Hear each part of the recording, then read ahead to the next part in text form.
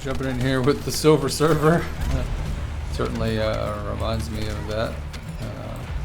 Movement speed is nice to have, you know. It's not bunny, but close to it.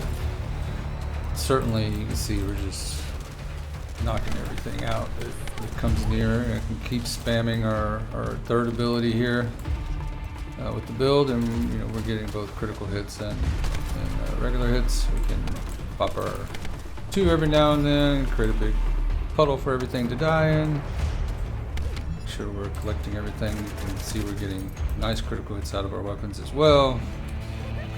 Pop our 2 again to kind of move around, get things going faster. Or sorry, 3 rather, and then pop our 2 here in a big area.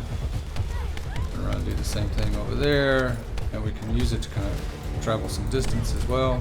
And you can see that the hits are just stacking. I mean, it's not Freyna, let's face it, but it's pretty close. I mean, you're getting a lot of damage there. You don't have to worry about managing your MP. You can see the MP is just pretty well taken care of. You just got to make sure that you keep everything wet. That's the whole thing, right? So we're using our second ability to cover large areas, using our third ability to move around. I think everything's dead, isn't it? Oh no. Go back up here. Oh, everything is dead. So yeah, you can see it's very effective in getting the job done from that standpoint. So welcome to Two Ole Farts. I'm going to jump right in here to the build. First we're going to focus on the modules, and then we'll talk about reactors and components second. We are using the supply moisture transcendent module. No surprises there. Obviously the benefit here is it gives us additional critical hit rate for both the weapons that we're using and also the descendants. We are focusing more on the weapon side because she's way more powerful than she needs to be on the descendant side, and we'll show you why as we go through the build. We are focusing on both range and duration because we want to keep things as wet as we can for as long as we can. This is what does the job. So as one of the clanmates pointed out, we could call this the hydration build. We're just trying to keep it as fluid as we can across the whole range here. So skill effect range is our focus there. We are taking a little bit of hit to the power, but it's insignificant. Battle of Stamina gives us additional duration, as well as extension giving us the additional duration, and then skill expansion is giving us that additional range to max that out. We are using MP for conversion for additional skill cooldown so that we can spam our third ability and our second ability. You were able to see that in the gameplay that you just watched, and certainly you're also able to see that we're not struggling with any skill power there as well. We're using focus on non-attribute for additional cooldown and also to give us that non-attribute skill power boost, and then focus on dimension again for the skill power boost and some additional cooldown. So this gives us ample cooldown to be able to just alternate between our 2 and our 3, or our 2 and our 2 as often as we need to continue damaging everyone. We are using skill insight just to boost that skill critical hit rate. Once we get into that supply moisture setting, it pushes it up there close to where it needs to be able to get as many critical hits as possible. We are using Decimator. This is a stackable mod that stacks its ability 10 times. So this gives us 10 times a 5% buff for every enemy that we kill. And obviously from the gameplay loop that you saw, we're killing a lot of enemies. So this keeps it pretty much at that 50% point on a regular basis. So this is a 50% buff continuously to the damage that we're doing as long as we're in continuous gameplay. So very very powerful mod as well. So that is the mods. Gives good survivability with the increased HP. We're getting 218% HP there, and then the Battle of Stamina gives us additional 122%. So with these two, we have a lot of survivability in addition to being a powerhouse. So this is a very comfortable mobbing build for pretty much any content from the 400% activities, into any of the other activities that you might conduct in the game. Not a boss build. We'll talk about the boss build in a separate video. From here, we'll go ahead and jump into the reactor. Obviously, we're using the material phase reactor. This one rolled with Executioner, which obviously you could use, but we're focusing more on Enduring, Legacy, and Greg's because they're going to give us a better critical hit rate as well, and critical hit damage. This is a non-attribute dimension. Obviously, her skill that we're using is non-attribute dimension, both those skills that we were talking about. In addition to that, we have a dimension boost at the bottom and skill cost reduction, which means that we'll be able to, again, spam our skills more often when it comes to MP. I haven't really seen any MP issues with this build. For the components, we're using Bravery set, 2-piece to give us max HP and MP recovery out of combat, and then max MP and MP recovery in combat. Again, just kind of making sure that we're getting that MP back so that we can just keep spamming our skills and some survivability along with it. The Annihilation set gives us additional duration, plus it gives us MP recovery modifier and defense, and then shield recovery and max shield on the processor. So these are the set. This is the set that I'm using. You could use the Acrobat set, which would give you additional damage to, critical hit damage for both, or critical hit rate and damage for both your abilities and your weapons. But I don't have good rolls on that, so I chose these two sets instead.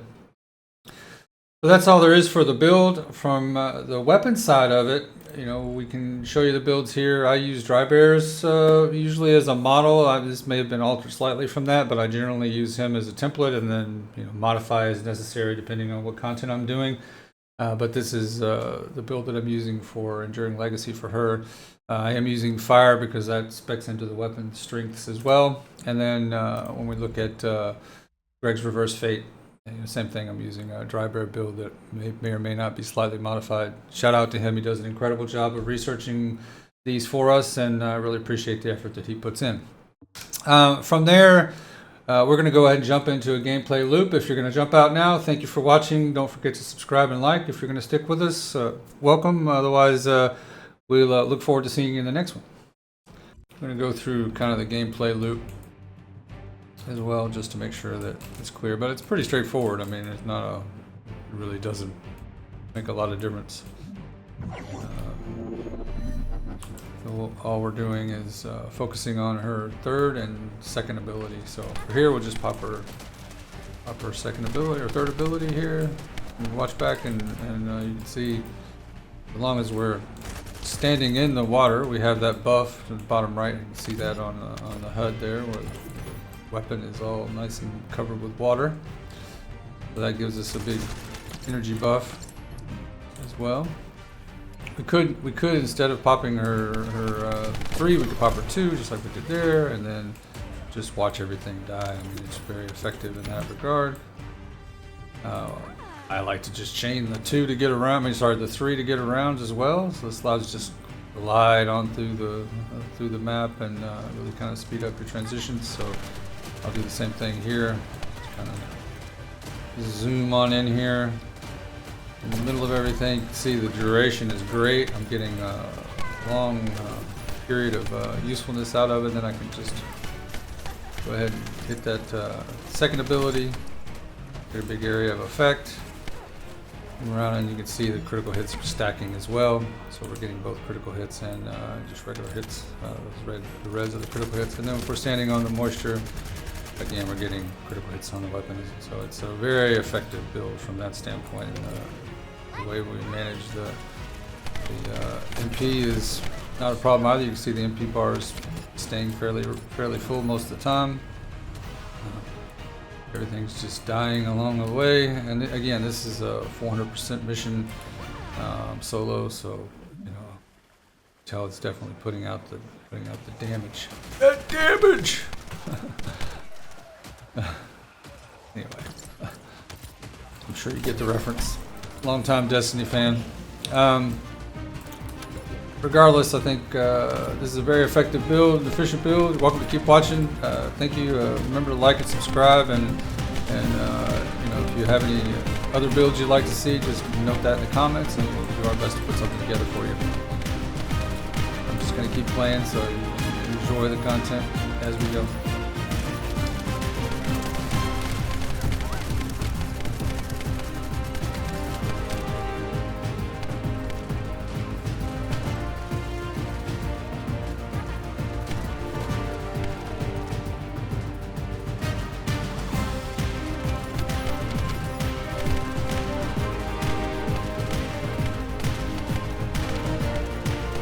Survivability of this build also always surprises me. This is the next ultimate you should work on there, cover. Valby? Valby, yeah. He's fun to play. Or not just every ultimate, you can just use the regular one to play.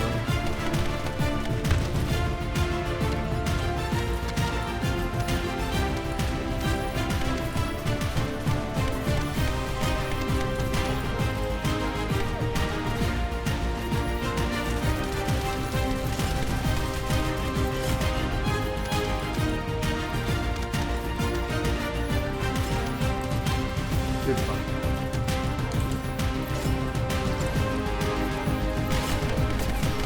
Oh, chugga-lugga. Stripes reference.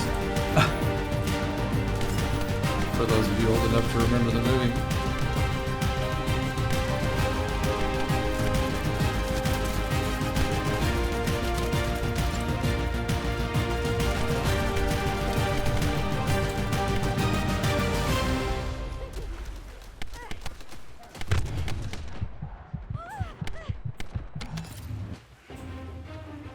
Man, the sterile lands. Finding these encrypted things is really a lot harder in here.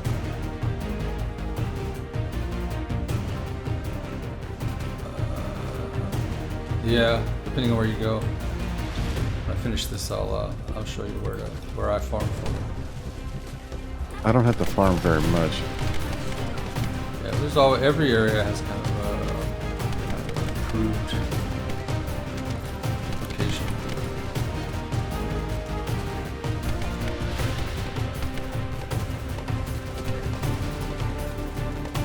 It just lasts so long sometimes.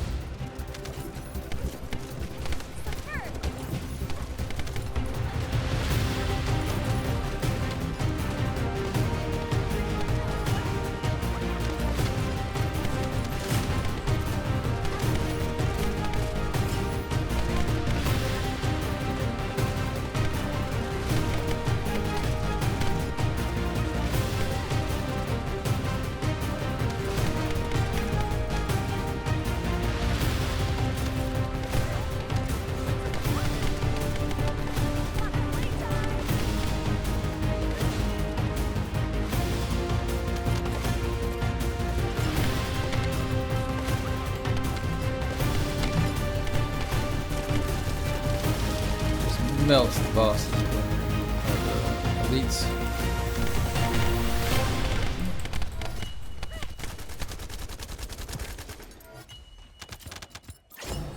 Nice. Some health.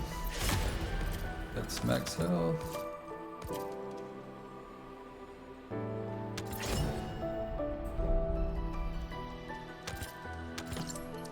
Something's still alive. Nice. Speed up our movement here.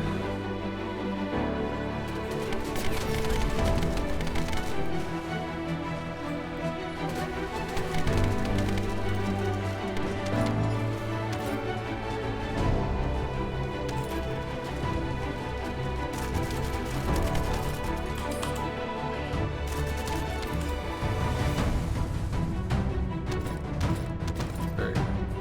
Alright. Zoom on over to the end.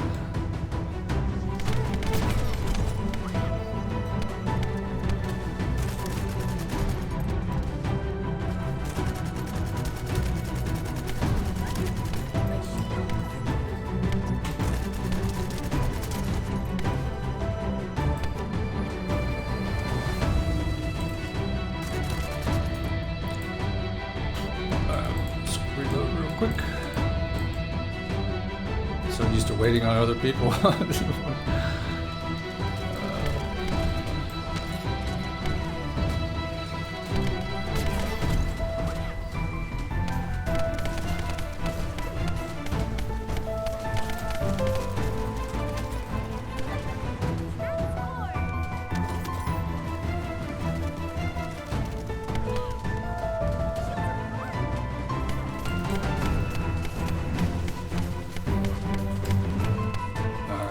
how she does with this solo looping.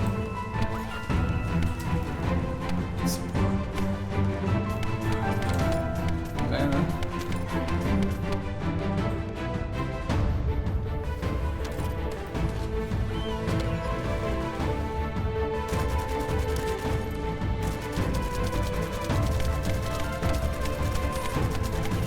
Again, as long as you're standing on some of her moisture, you're in good shape. You're going to get a buff for your weapons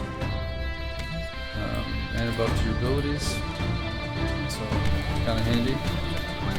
Here, some damage to both these guys.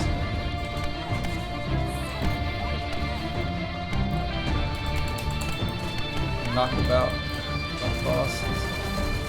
Shoot these balls out of the sky and then focus the boss again.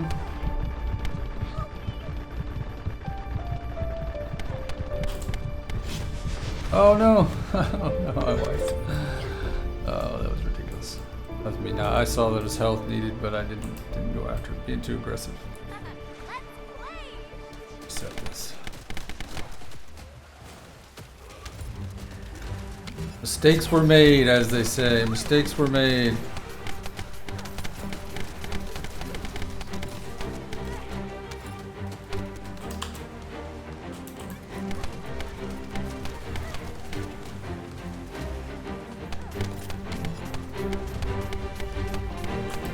Ticking me away here. Annoying.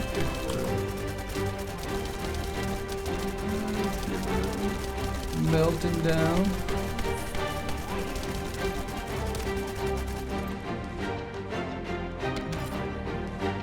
The cool thing about the second ability is you can use it to really travel, if you will. Kind of go some pretty good distance with it.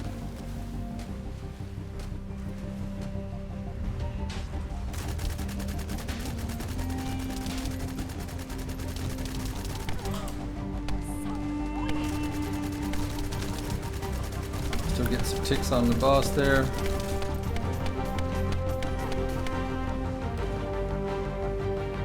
Save some health.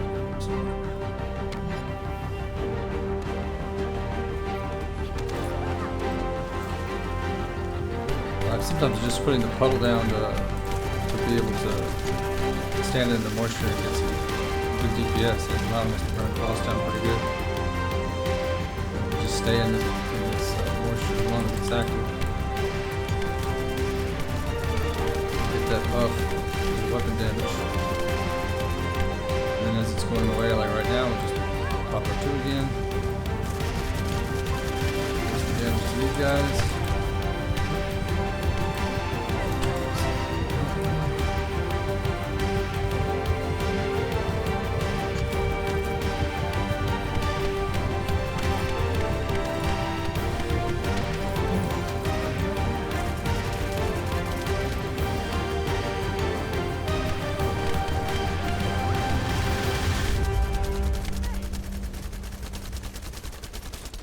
Get rid of this boss so we can work on the second one.